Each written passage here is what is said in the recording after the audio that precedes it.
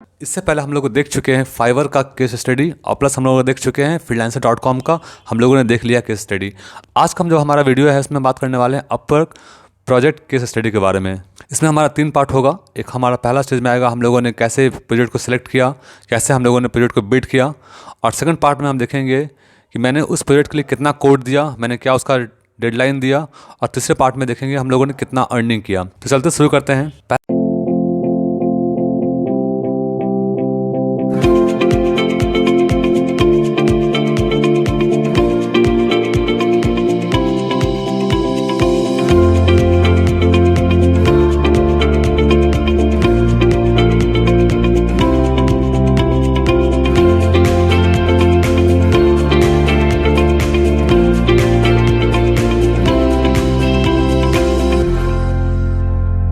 पहला पार्ट में हम देखेंगे प्रोजेक्ट बिल्डिंग स्टेज में।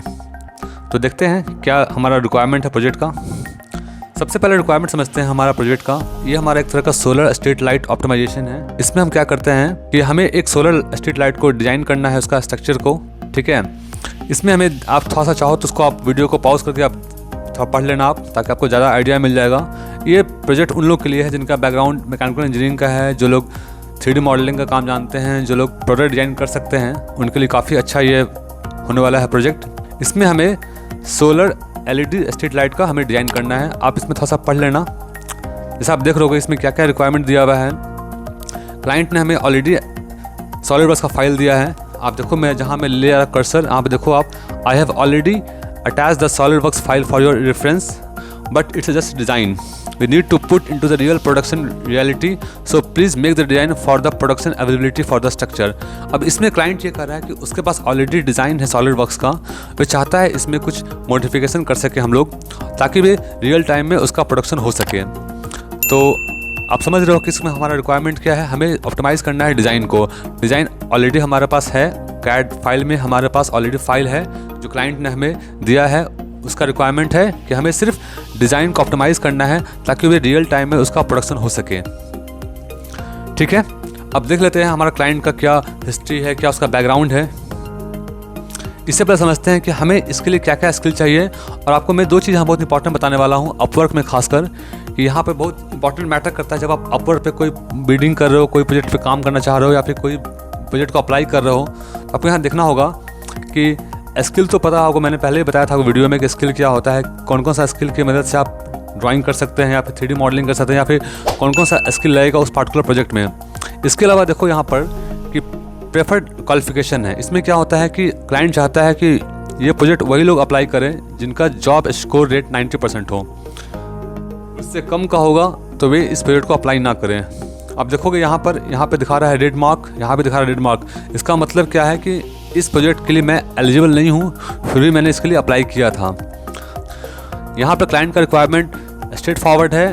वो चाहता है कि वैसा फ्रीलांसर यहाँ पे अप्लाई करे जिसका जॉब सक्सेस स्कोर 90% से अबव है और जो राइजिंग टैलेंट है। अब अपवर्क में क्या होता है, एक वहाँ पे एक टर्म होता है राइजिंग टैलेंट। क्या होता है, जो लोग काफ़ी नए हैं, जो अच्छा काम कर रहे हैं, जिनका सक्सेस रेशियो काफ़ी अच्छा है, उनको बोलते हैं राइजिंग टैलेंट।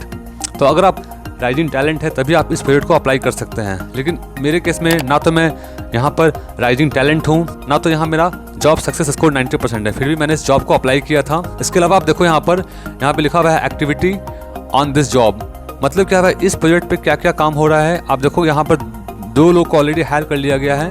एक मैं था, इसके अलावा कोई और एक बंदा था जिसको इस क्लाइंट ने हायर किया। तो ये हमारा होता है स्किल सेट रिक्वायरमेंट। और हमें ये सब देख के ही हमें कोई प्रोजेक्ट को अप्लाई करना होगा अपवर्क में, तभी आपका वहाँ पर सिलेक्शन हो सकता है। अब चलते हैं, हम लोग देख लेते हैं क्लाइंट का हिस्ट्री। क्लाइंट चाइना से है, ठीक है। उसका नाम माइकल चैंग है। इसने ऑलरेडी यहाँ पर 631 जॉब पोस्टेड किया है, जिसमें इसका 90% हायर रेट है। इसने ऑलमोस्ट 90% जॉब को यहाँ कंप्लीट किया है।